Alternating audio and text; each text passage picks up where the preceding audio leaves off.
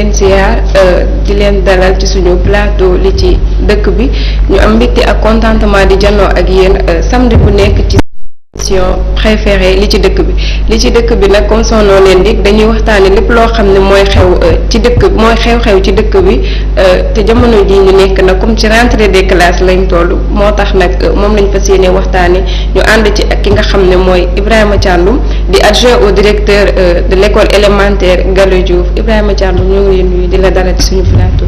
asalaamaaleykum man maa lay nuyu di la ziara Savin TV ak les téléspectateurs de Savin TV ñu ngi leen di remercier ci dalal bi mu dalal di ñaan yàlla jotaay bi ñuy am ni mu nekk jotaay boo xam ne jotaay bu am njëriñ la pour ñu ñuy déglu ñu ñuy seetaan.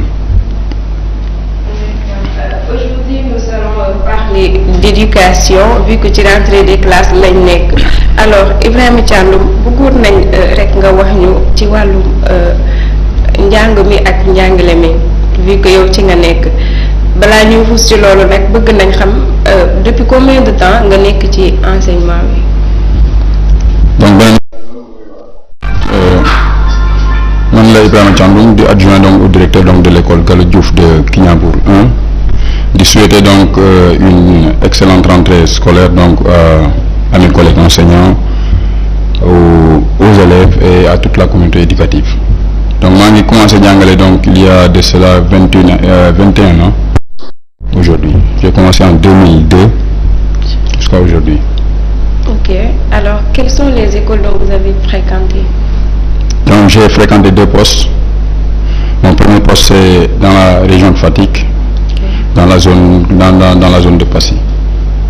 J'ai fait là-bas 10 ans, je suis retourné donc depuis 2012. Je suis à ma 11e année à l'école Gallo Diouf.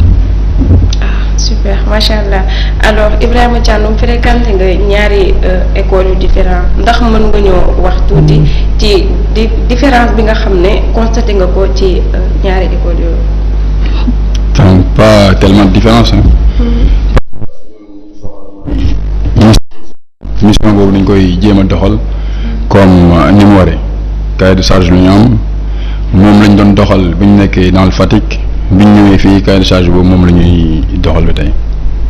D'accord alors étant adjoint au directeur de l'école élémentaire Gallo Diouf ndax da nga def benn travail boo xam ne ça a été assez remarquable au point que ñu nommé la adjoint au directeur wala dafa fekk ni yow li nga bokk ci dëkk bi maanaam li nga doon doomu dëkk bi moo tax ñu nommé la adjoint. Donc le poste d'adjoint au directeur n'est pas un poste nommé. Ouais. C'est en fonction donc du grade. De la collaboration donc avec le directeur donc qu'on nomme donc le poste d'adjoint au directeur. C'est en fonction du grade. D'accord. Alors que pouvez-vous nous dire de la rentrée des classes de cette année? Bon, nous avons commencé avec d'énormes difficultés, mais nous avons constaté donc un soutien donc de la communauté éducative. L'école a été préparée, la cour désherbée, les classes nettoyées et nous avons démarré donc la rentrée scolaire. Est-ce que les cours sont commencés à temps réel? Oui, nous avons commencé donc nous avons commencé à temps réel. Nous avons commencé 3 jours après la rentrée, je crois donc que c'est acceptable quand même. D'accord. Alors comment se déroulent les inscriptions? Les inscriptions. À l'école élémentaire, l'inscription c'est en relation donc avec le comité de gestion, avec les parents d'élèves. Nous sommes fixés donc à l'école Gallo Diouf donc une inscription donc une cotisation, pas une inscription, une cotisation de 2000 francs par élève. Parce que c'est pas obligatoire. C'est pas obligatoire de s'inscrire donc à l'école élémentaire. Ah bon, et pourquoi ce n'est pas une obligation de s'inscrire? C'est ça, c'est la loi. Ah bon? Les décideurs de l'éducation ont décidé donc à l'école élémentaire qu'il n'y ait pas donc d'inscription. Mais avec le consentement des parents et avec le consentement de la communauté éducative, si les gens donc décident donc de se cotiser pour mener à bien donc les activités donc qui se déroulent dans l'école, c'est une bonne chose. Parce que parfois l'école est confrontée à des difficultés et il n'y a pas de budget donc venant de l'État, il va falloir obligatoirement donc les parents d'élèves et ceux qui gravitent autour de l'élève donc cherchent les moyens de pouvoir mener à bien port donc les activités qui s'y déroulent. Alors, si ce n'est une obligation, ce n'est qu'une cotisation, pourquoi parfois certains élèves sont renvoyés uniquement parce qu'ils ne se sont pas inscrits? Donc je ne sais pas dans d'autres écoles, mais à l'école Gallo Diouf, aucun élève, depuis que je suis là-bas, aucun élève n'a été renvoyé donc pour faute donc de cotisation. La preuve est que toutes les années, il y a beaucoup d'élèves donc qui ne cotisent pas. Et malgré tout ça, ils suivent les cours, comme tous les autres. D'accord. Alors, est-ce que vous pouvez nous parler des fournitures scolaires que vous recevez à chaque rentrée de classe? Oui, tout récemment, la semaine dernière, donc, nous avons reçu donc le lundi, nous avons reçu donc des fournitures donc, venant de la mairie de Sindia, des fournitures composées donc de cahiers de 200 pages, 100 pages, 50 pages, 32 pages, de règles plates et de boîtes de craie. Alors, ces fournitures-là, est-ce que vous pouvez nous dire comment est-ce que vous les distribuez aux élèves? On les distribue les cahiers de 200 pages par exemple aux élèves donc, de la 3e étape, CM1, CM2. Les autres, on les distribue en fonction donc, du nombre que nous avons. Donc ça ne se fait pas à part équitable?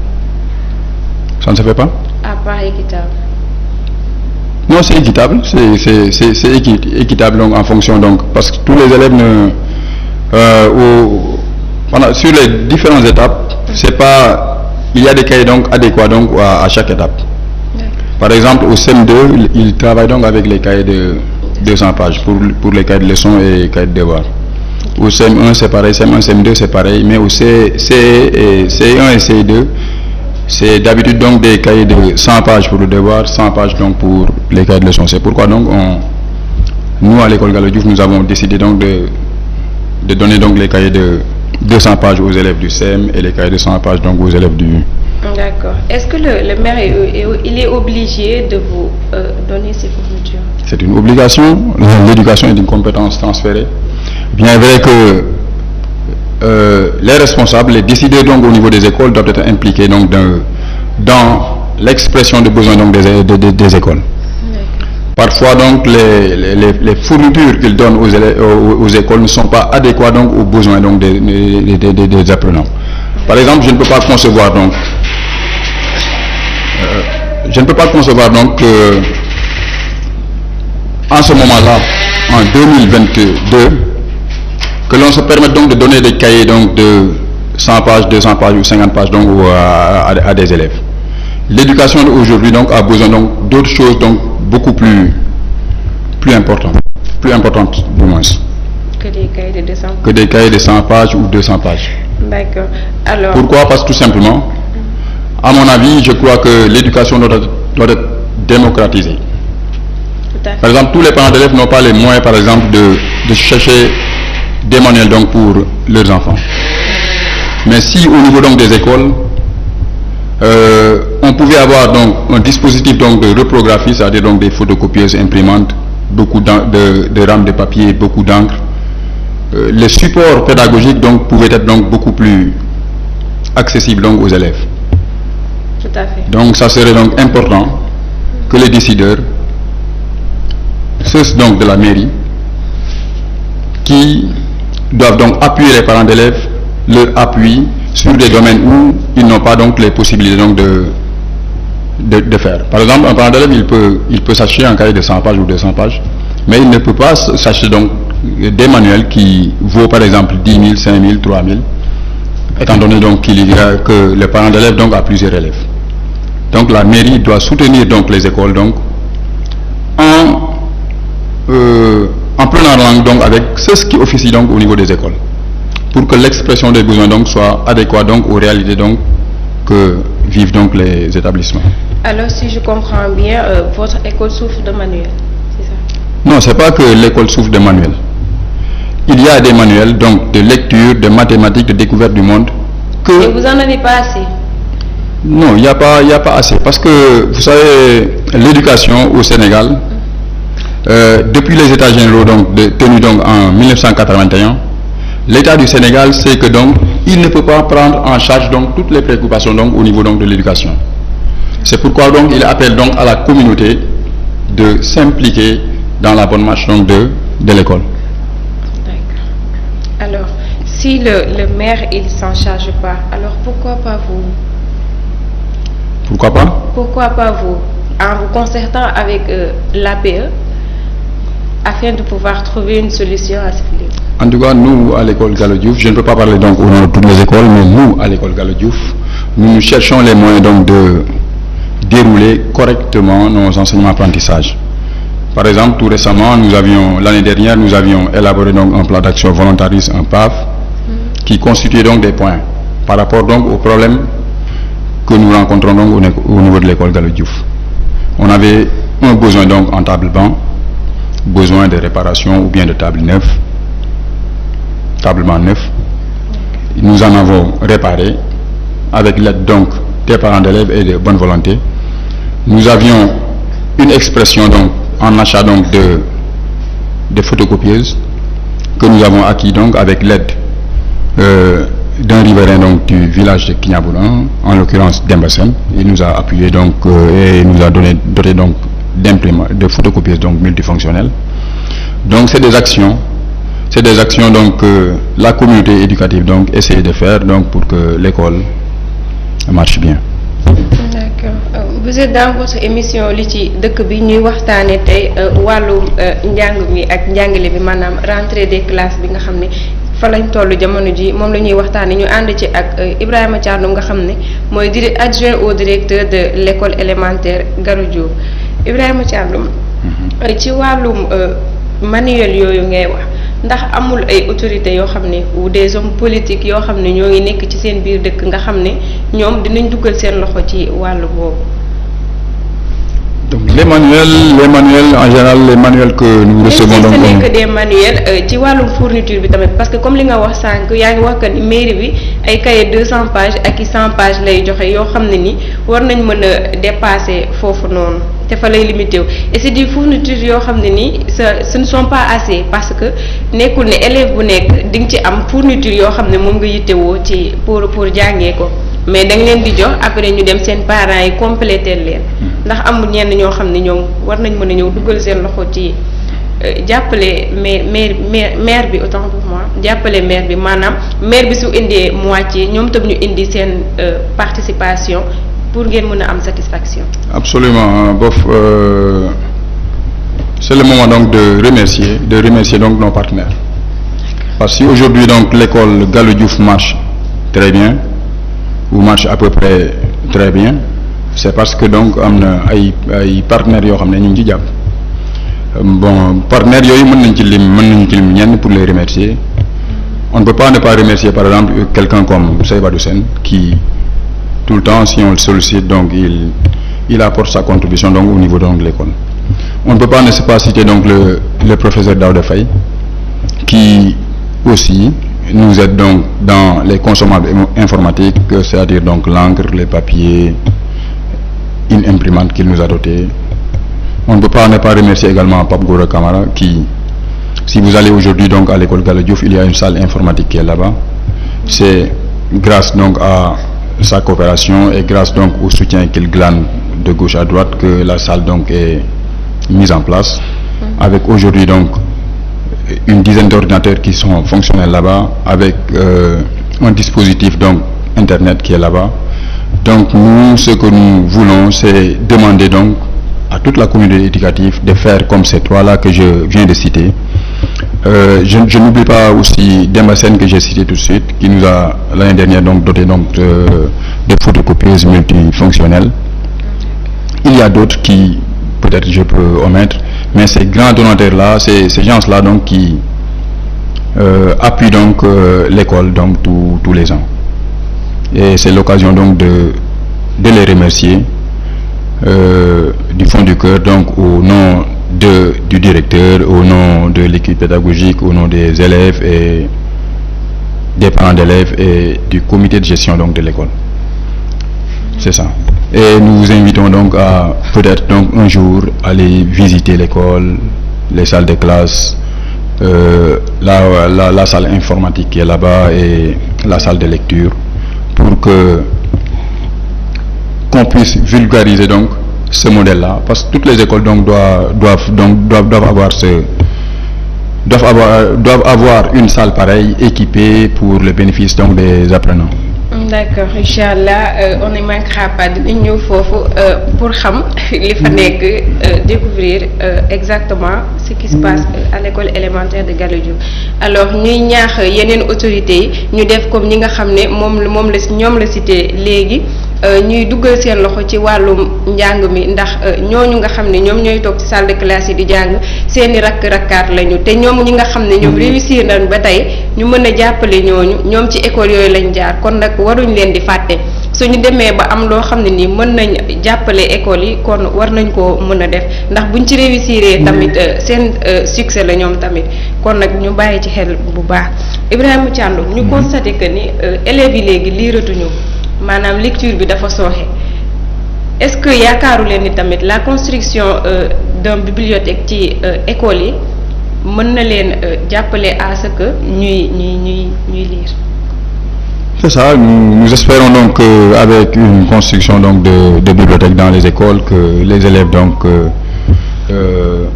vont dem ci lecture bi quoi, dem ci lecture bi, parce que boo xoolee donc lecture mooy day déterminer lu bëri ci jàngu xale yi. day tax par exemple ñu xam lu bëri loo xam ne mu ngi ci livre yi, te pour loolu mën a nekk foog ñuy def ay lecture. Alors pour seeni élèves yi rawatina ñi nga xam ne dañoo nekk en classe d'examen, ñi nga xam ne am na lu leen di xaar à la fin de l'année, ban kii ngeen di am ci ñoom, maanaam naka yan disposition ngeen di jël ci ñoom pour que ñoom ñuy mën a am une concentration maximum sur les études? Disposition, c'est comme d'habitude. Nous avons un cahier de charge, nous dispensons une leçon tous les jours. À la rentrée, on donne des exercices de renforcement. Aux heures creuses, nous essayons donc de donner des renforcements gratuits. Tous les vendredis, par exemple, à l'école Gallo Diouf, à tour de rôle, les enseignants viennent appuyer donc le maître donc de CM2 dans les renforcements pédagogiques. Donc c'est ce dispositif en gros donc nous prenons donc pour la classe de CM2. D'accord. Alors ay xale yu ndaw ngeen yor leen di leen jàngal, naka lay demee, naka ngeen koy dundee ak ñoom? Donc loolu yombul, mais bon, on est formé pour ça. ñun dañoo tàggat pour loolu, c'est notre mission et on essaie tout de même donc de s'acquitter de cela. D'accord. Alors en tant qu'enseignant yéen da ngeen di ñëw kenn ku nekk choisir, enseignant bu nekk mu choisir que ni salle de classe bi lay yor, wala dafa fekk ni c'est une chose boo xam ne da ngeen koy waxtaane après kenn ku nekk ñu xool fan lañ koy yóbbu? Absolument. Parfois donc pour un consensus, une réunion donc s'est faite à la fermeture donc des classes pour distribuer donc les classes, les tenants donc de classe.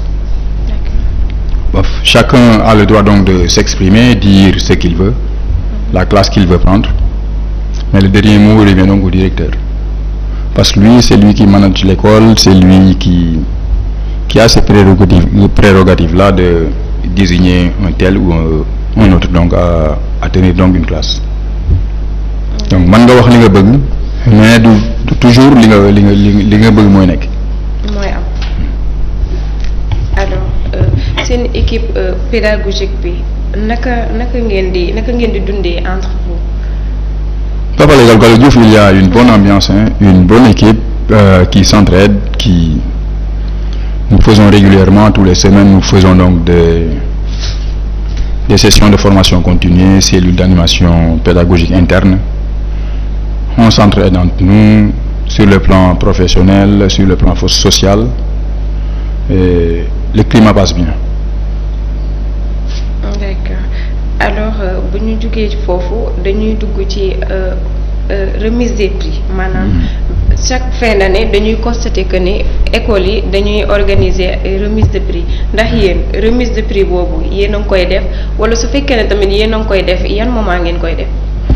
Donc remise de prix, c'est un moment donc important.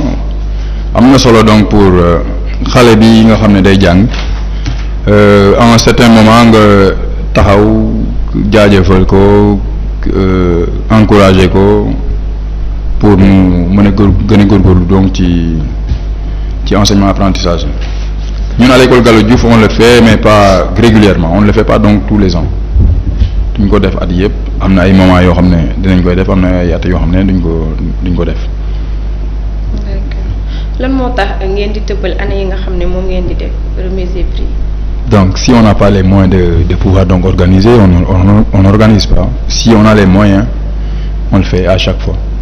Est-ce que nekkul ne tamit boo leen jëlee seen matuwaay di ngeen am moyen maanaam ngeen teel cee jóg parce que c'est une chose boo xam ni boo leen koy def day tax élèves yi ñuy am benn comment je peux l'expliquer maanaam ñuy am amour ci njàng mi parce que da leen di pousser à ce que ñuy jàng ndax bu ñu gisee ne tey jox nañ sama benn moroom prix c'est parce que dafa jàng am rang bu baax moo tax ñu jox ko léegi ñoom tamit ils vont se dire que ni pourquoi pas ñun tam ñu def comme ñoom année prochaine ñun tamit ñoom fa ñu toog nit ñu toog fa donc de ce fait boo leen demee maanaam ngeen waxtaan ak APE bi léegi boo leen paree ci loolu ngeen wut ay autorités yoo xam ne ñoo ngi nekk ci dëkk bi pour ñu jàppale leen parce que yaakaar naa ni wàllum njàng mi koo ci woo dina la wuyu si te loolu boo leen ko defee tamit di ngeen mën a organiser remise des prix. Absolument ñun à l'école Gallo Diouf nous avons à chaque année donc dañuy am suñu choix am benn feuille de route boo xam ne dañ koy dérouler en fonction des moyens dont nous disposons moyens yi école bi di am mooy cotisation yooyu élèves yi di joxe. Par exemple loolu la ñuy defaree donc le budget donc de fonctionnement donc de l'école te boo ñëwee nga def sa diagnostic am 10 problèmes yooyu boo ko mënul saafara il va falloir opérer donc un choix. da ngay opérer choix yi nga xam ne ñoo gën a judicieux yi nga xam ne ñoo gën a jàmp foofu nga jël xaalis bi dugal ko foofu parce que doo ñëw am yenn problème yi nga jël xaalis naan da nga koy defee ay cadeau ak affaire yooyu. C'est vrai mais est-ce que amicale bi tamit moo ngi leen di jàppale ci wàllu boobu parce que jàpp naa ne tamit ñoom war nañ cee mën a taxaw amicale des étudiants bu école élément bu Kignanbour 1. amicale des élèves la dernière fois bi ñuy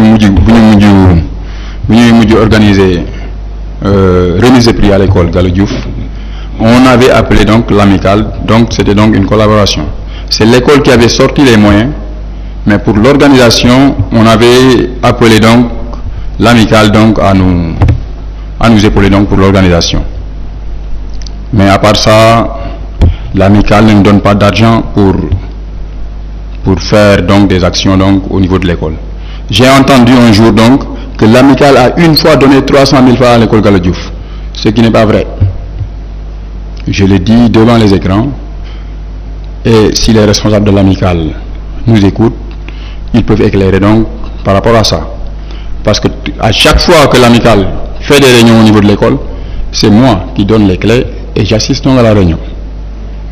Donc pour la vie de l'amicale, je sais beaucoup de choses donc qui s'y passent. Avant que notre sœur Oumi ne soit présidente, c'est Oumar Thiandoum qui était le président. Oumar Thiandoum n'a pas remis de l'argent à l'école Gallo Diouf, une somme de 300 000. Oumi ne l'a pas également fait. Et l'école Gallo Diouf est organisée. C'est pas les enseignants qui tiennent donc l'argent donc de l'école. L'école Gallo Diouf a une trésorière. Si 1 franc entre dans les caisses de l'école, c'est la trésorière qui garde ça. Et si 300 000 francs étaient entrés dans les caisses, il y aurait donc une traçabilité. Donc, que ça soit clair, pour la lanterne des uns et des autres, l'amicale n'a jamais remis 300 000 francs au niveau de l'école Gallo Diouf. Quand vous avez entendu parler de ces 300 000 francs qu'on vous a remis, alors qu'on ne vous a rien remis? Non, nous on est préparés pour ça. Hein. On est préparé à entendre n'importe quoi. On est préparé à entendre n'importe quoi, bof. C'est l'occasion s'est présentée, c'est pourquoi donc j'en parle. Tout à fait. Mais personne n'est venu devant moi donc pour me le dire ou devant le directeur donc pour le dire. Ou devant le bureau donc c'est des rumeurs. D'accord. Alors, ne pensez-vous pas que l'amicale des élèves et étudiants doivent mettre leurs mains vu qu'on parle d'élèves et étudiants? Certainement, mais c'est pas moi le président de l'amicale, c'est pas moi donc qui dirigeons la structure, mais nous les ouvrons donc les portes de l'école. Buntu école dañ ko ubbil ñëpp képp koo xam ne mën nga indi sa participation donc pour la bonne marche de l'école, les portes sont ouvertes. Te école nekkul la fa pour man wala pour les autres enseignants qui sont là-bas. L'école c'est l'école de la communauté. Waruñu toog fële donc à 100 mètres ou à 50 mètres pour essayer donc de non na ñëpp ñëw ba ci école bi constater li fa nekk discuter avec ceux qui sont là-bas. Et en réalité les problèmes donc dinañ ko xam su boobaa bu ñu ci mën a def dara ñu def ko mais moo gën ku nekk tollu fële naan non dem lii demee nii wala lii demee na donc c'est pas ça. L'école c'est pour tout le monde.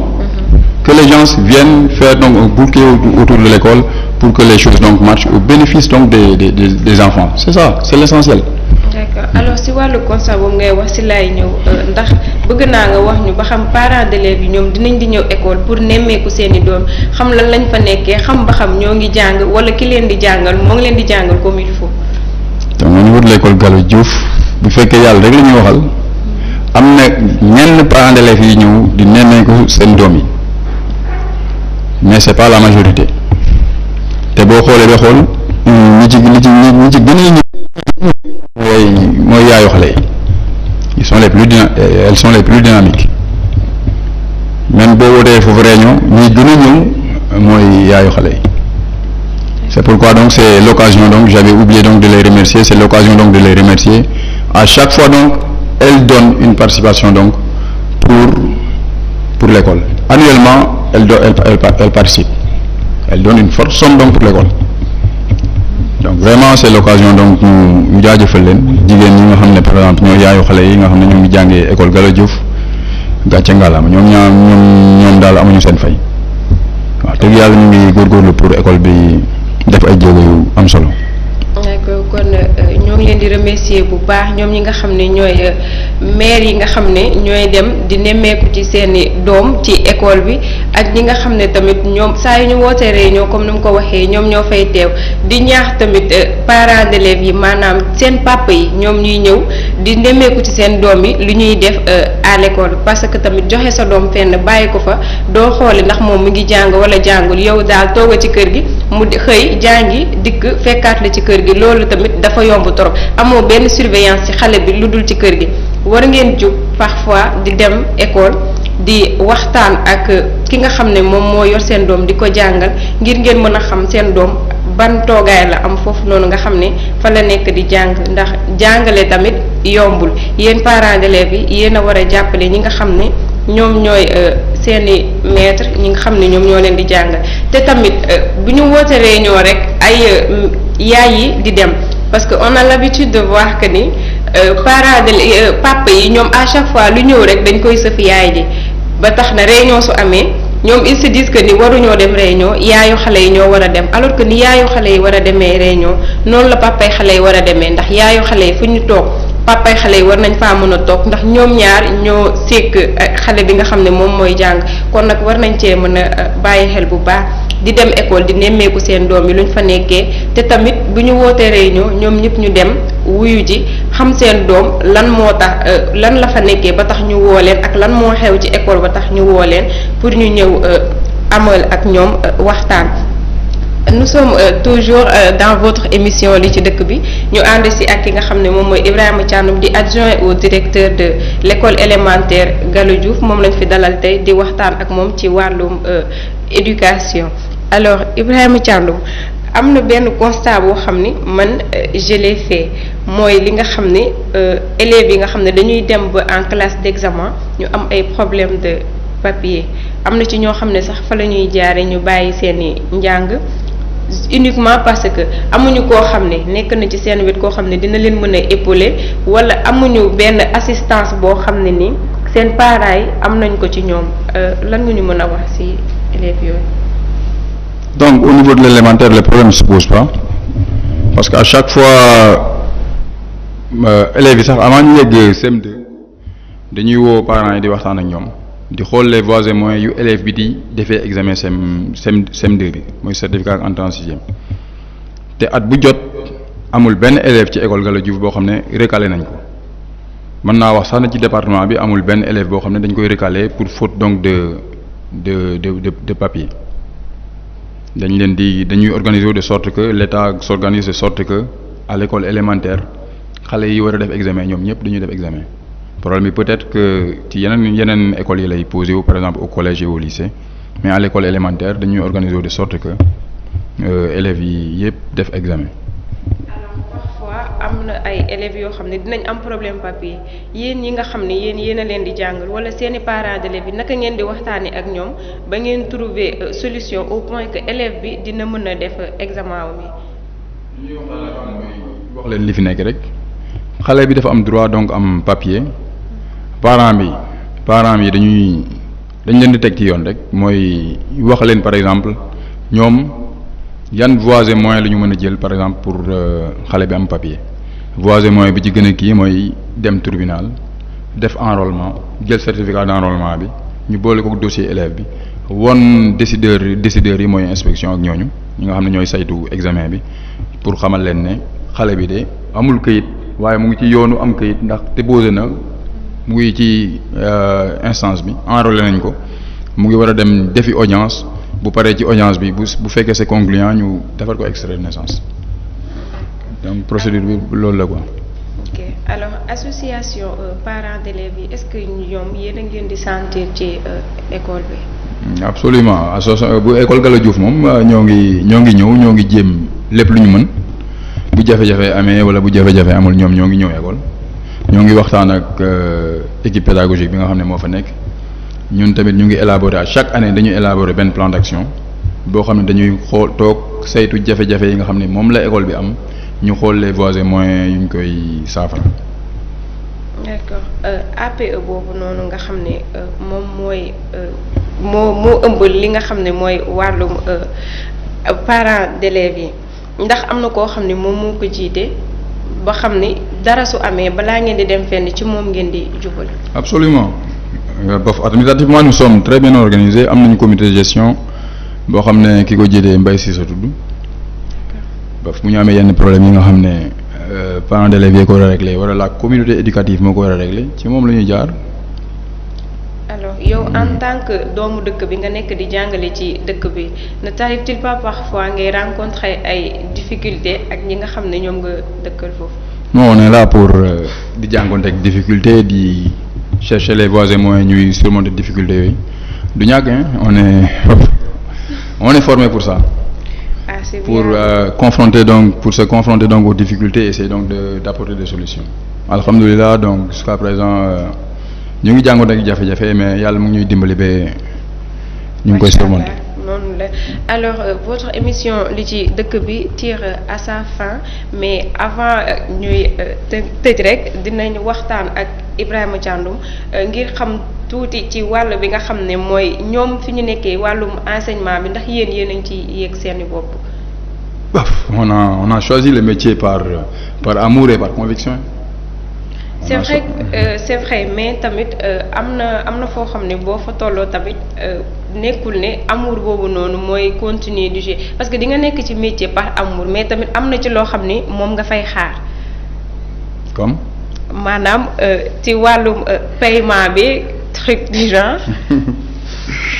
Le paiement, je crois donc que l'enseignant au niveau donc du Sénégal, je crois donc qu'il est à peu près bien entretenu sur le plan paiement, sur le plan financier.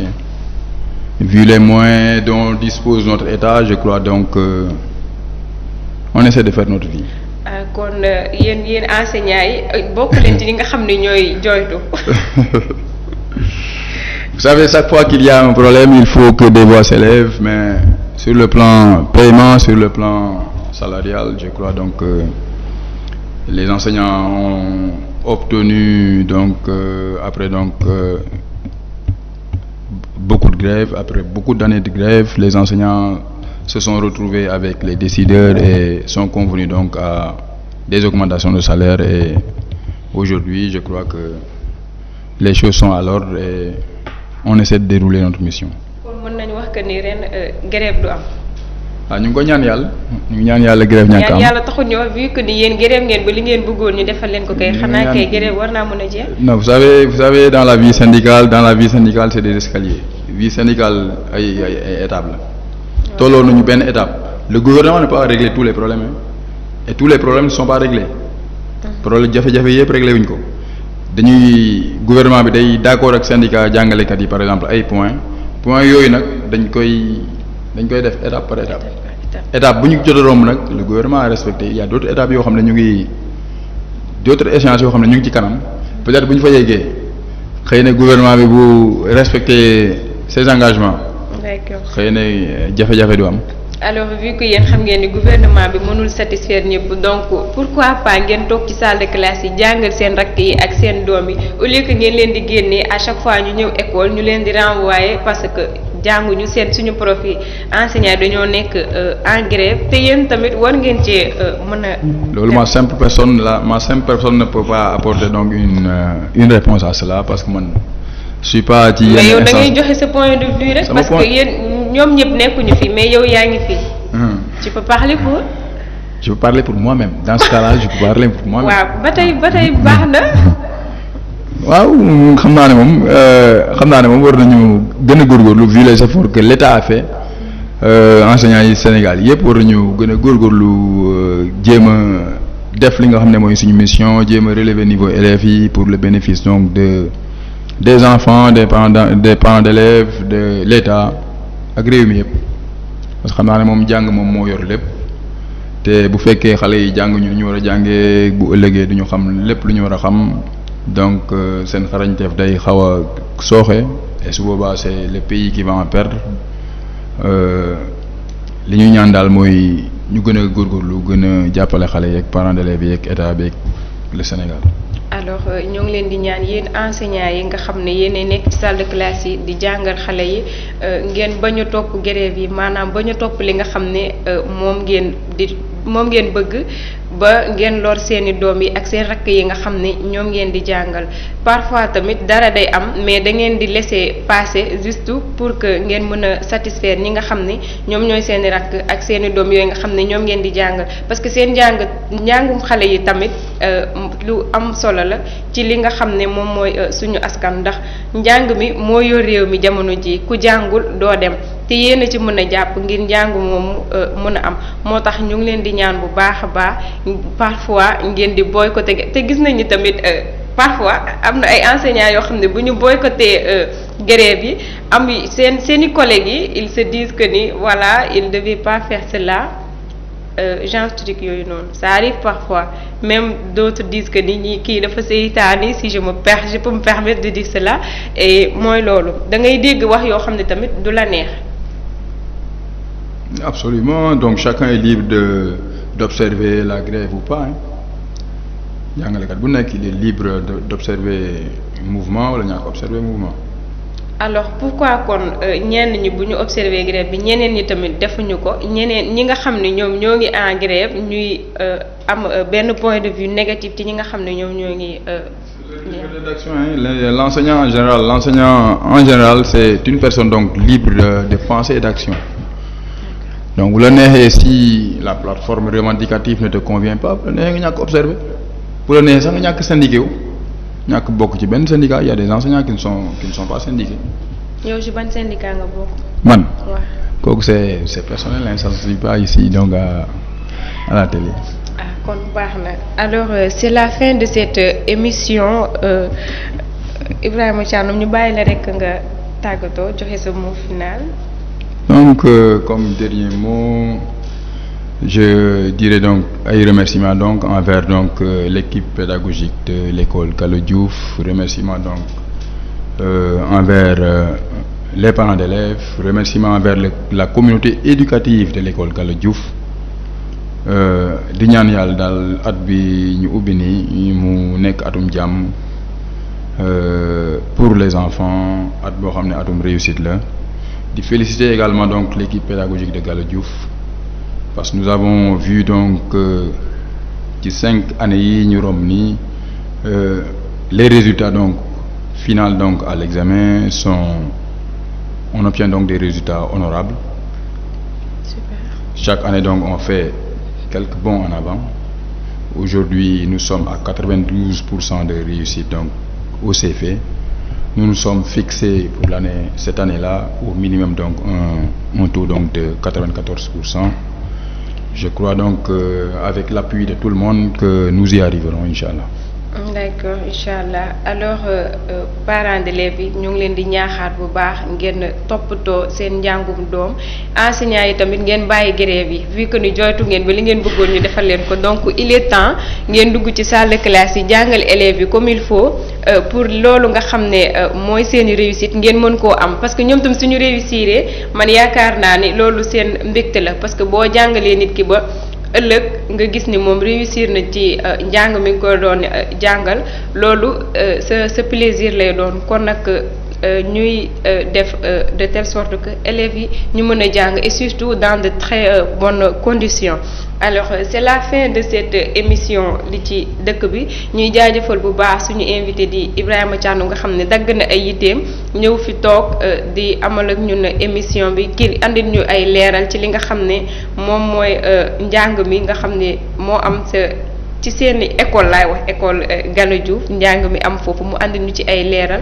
Donc c'est une énorme plaisir pour nous ñuy partager plateau bi ak moom.